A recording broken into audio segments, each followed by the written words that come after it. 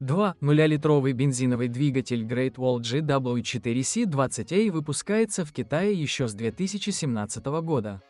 Этот двигатель производится не очень долго, но пока зарекомендовал себя неплохо. Больше всего хлопот доставляет нагар на клапанах из-за системы прямого впрыска. Есть случаи отказа турбины по вине загнутой крыльчатки либо лопнувшего патрубка.